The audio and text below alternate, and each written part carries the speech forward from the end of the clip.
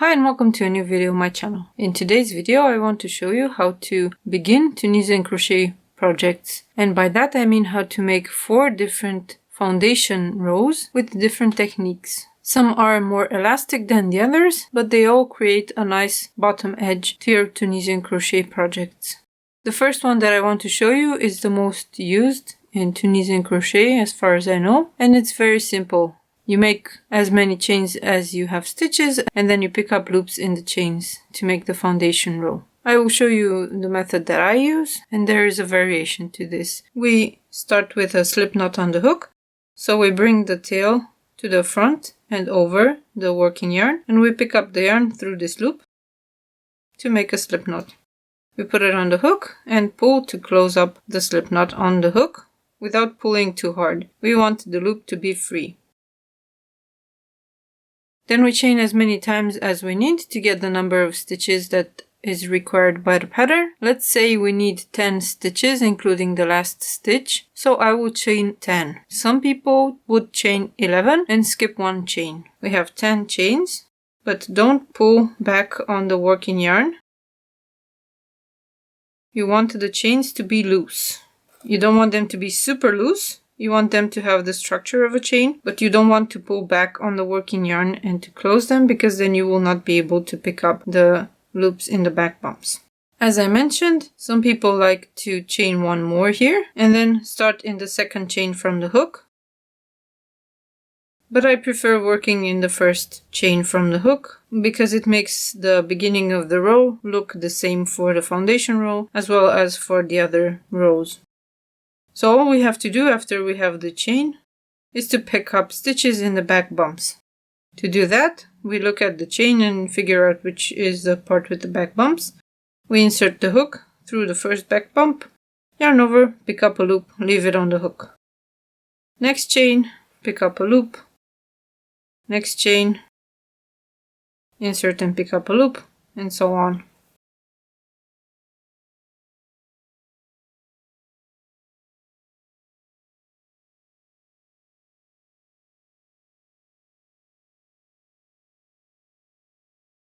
At the end, make sure you don't work into the slip knot, so the slip knot should not be worked into. If you don't like the way it looks, you can undo it after you finish your project and weave in the end. At the end of the row, I should have 11 loops on the hook, which means that there is one extra loop from the number of stitches that you're supposed to have in the pattern. That's the first stitch, and we usually don't work into it unless increasing at the beginning of the row, and we usually don't count it in the stitches. Some people count the first stitch as well. Just make sure you read the notes whenever you have a pattern from a new designer. Make sure to see which stitches they count at the end of the row. For example, in my patterns, I put the number of loops at the end of the forward pass into the brackets at the end of the row. So when you count your loops on the hook like this, you know exactly how many you need to have. But in the pattern itself, I don't mention the first stitch. When you're finished picking up stitches on the hook, you chain 1. And then yarn over, pull through 2 to the beginning of the row to do the return pass for the foundation row, until you have 1 loop left on the hook. And this is what it looks like when it's finished. Now you can continue working into the stitches as if you had made 1 row of simple stitches. So let's say we have a row of honeycomb stitch, so 1 Tunisian simple stitch and 1 purl. I do this usually at the beginning of any project to have a non-curling border on the project so that the rest of the fabric doesn't curl. When we reach the end of the row, we insert the hook behind the 2 vertical bars. Yarn over and pick up a loop. And then chain 1. Yarn over, pull through 2 to return. And this is how you work into this foundation.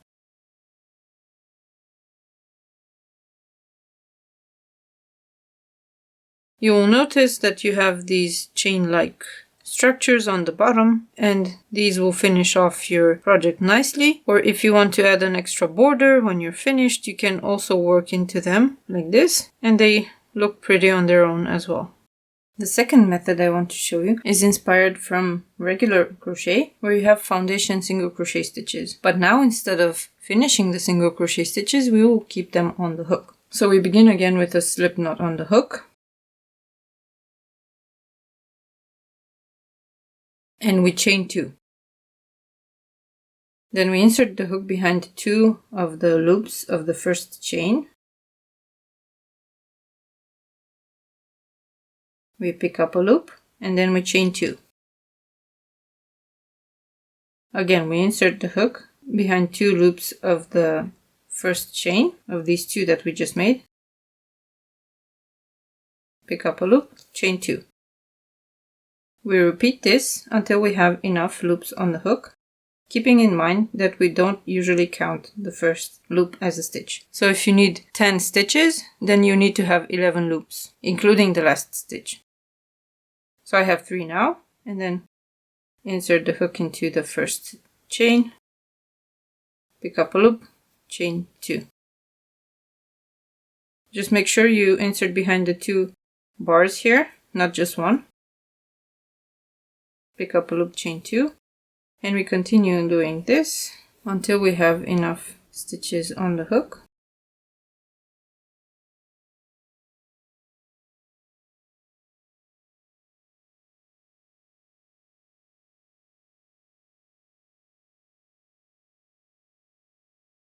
Now I have 11 loops. That means first stitch here, 9 stitches for a pattern, let's say, and the last stitch.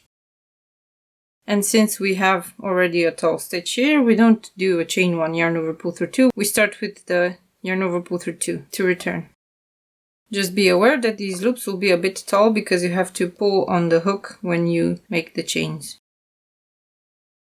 And now we have this foundation row, and we can work into the stitches. Let's say we make a honeycomb pattern. So if you want to choose this method, go down 2 hook sizes to the recommended hook size for your yarn, just for the foundation row. At the end of the row, you have this loop here. It's not the second chain, it's the first chain. So we insert the hook, pick up a loop, chain 1, yarn over, pull through 2 to the beginning to return. As you can see, this casting on method creates these horizontal bumps on the front of the work, but on the side you have the same type of chains as with the other method with the chains. The bottom looks the same, and then you can work into it if you have to.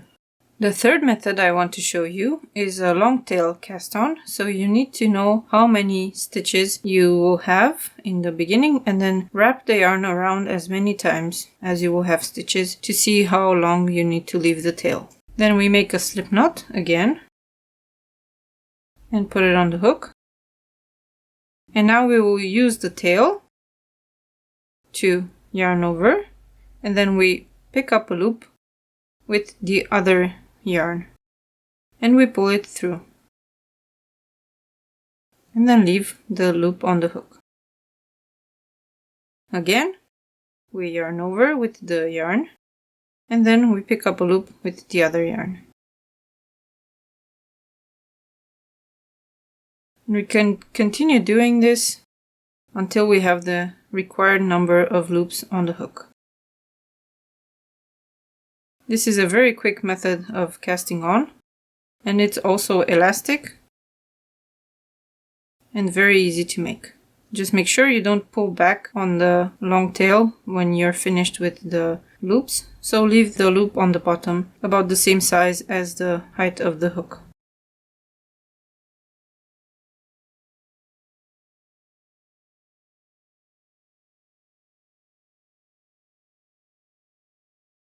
You can get very fast at this if you want to. Let's say we have the required number of loops for the pattern, and make sure that you also have the last stitch. Then we chain 1 and then yarn over, pull through 2 and yarn over, pull through 2 and so on until the beginning of the row to do the return pass.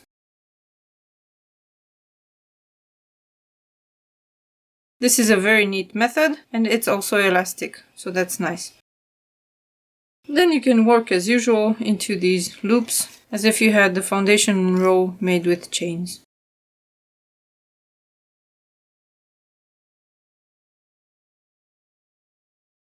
At the end of the row, always work behind the 2 vertical bars, chain 1, yarn over pull through 2 to the beginning of the row to return and to finish the second row.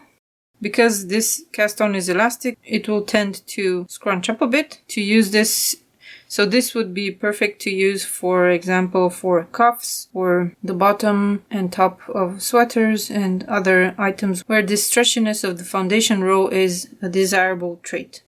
If we look at the loops that are formed on the bottom, we notice that they are in the other direction, but you can also work into them if you need to add a border later on. The last method I want to show you comes from knitting, where there are 2 ways to do the long tail cast on, and you also again need a long tail, enough to make the number of stitches that you need. To calculate this, it's best to start with 10 stitches, see how long the tail needs to be for the 10 stitches, and then multiply that by the amount of stitches you need and divide it by 10 to know exactly how much yarn you need to leave for the tail. I think the approximation by going like this around the hook also works. There are 2 stitches that you can make with the long tail cast on in knitting, and I will show you both of them because I generally use them when casting on for a simple rib, for example. We begin with just the loop on the hook, and then we twist it so it's locked in place. And we take the yarns and set them up. We will be working with the thumb to prepare the yarn for the cast on, and I will show you first one type of cast on and then the other, and then you alternate them. So let's try this one. You have the tail coming from the hook behind your thumb and going down into the hand. And the working yarn comes behind the pointing finger and then down into the hand. We take the hook, go behind the yarn here that goes into the hand, and then we pick up the working yarn and bring it through. And we let go of the thumb and we use it to pull back the yarn. And that makes 1 stitch. Again, we insert the thumb so that the yarn goes around it. We insert the hook through this loop, pick up the working yarn, put it on the hook, come back through the loop, and let it go. I hope you got the movement. Let's repeat it again. We go through, pick up the loop, let it go. Now the second setup is similar, but this time the yarn comes from behind the thumb and it goes back through the hand, and the working yarn is the same.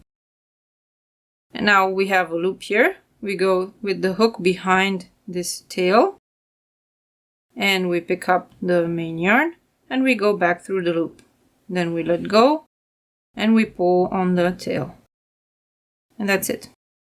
Again, we go towards the palm here behind the tail, pick up the loop and come back through the loop on the thumb. If you look at the stitches, you will notice that they both have a way of leaning. The first ones I showed you lean towards this way, and the second ones I showed you lean towards the other direction. So when you work them together, one after the other, you will get a nice pair. So let's try it. First, the first one I showed you, going through, picking up a loop, and then the second one. As you can see, the first one I showed you created a pair with the second one I showed you. So now we created the second one, we create the first one, and we close the pair of stitches. I think these have some specific names, but I don't know them. I just make pairs of them, and that's it. When you're satisfied with the number of loops on your hook, including the first loop, don't forget about it, and the last stitch, we use the working yarn to chain 1, and then yarn over pull through 2, and so on until the beginning of the row to return.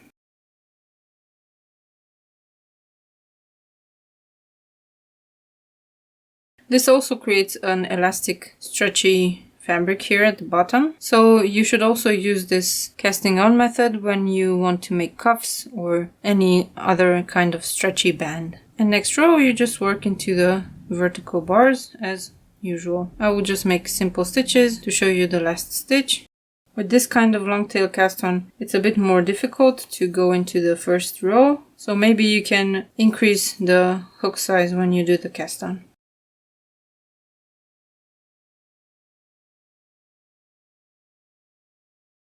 At the end of the row, go behind the 2 vertical bars, pick up a loop, chain 1, yarn over pull through 2 to the beginning of the row to return, and continue in pattern. You will notice that the first row will be a bit smaller and tighter here, and it has a tendency to curl because of the elasticity of the first row. And on the bottom, you don't have the 2 loops anymore. Maybe you do, but they're much narrower. These are the 4 methods for casting on in Tunisian crochet that I wanted to show you. And these create different types of foundation stitches that have advantages and disadvantages. For example, the first one, with working in the back bumps of the chains, you don't have any stretchiness in the bottom here. So the bottom of the work will not have the tendency to scrunch up on itself. The second one that I showed you with the foundation stitches has these horizontal bumps on the front, which you might like. For example, if you start with a few rows of reverse stitches, this works perfectly because then you have the similar pattern in the first few rows. This one is a special long tail cast on that's a bit elastic and works nice for edges. And this one is also a long tail cast on from knitting that you can make in 2 ways. And it also has some elasticity in the bottom. So these 2 work for edges like this, for sleeves and for neck bands and waistbands and such similar parts of your project. So I hope you enjoyed this tutorial. If you liked it, please give it a thumbs up. If you want to know when I publish more videos in this series and about Tunisian crochet in general, please subscribe to the channel because there are many other videos coming, both for beginners and for more advanced Tunisian crocheters. Thank you so much for watching and I will see you next time. Bye!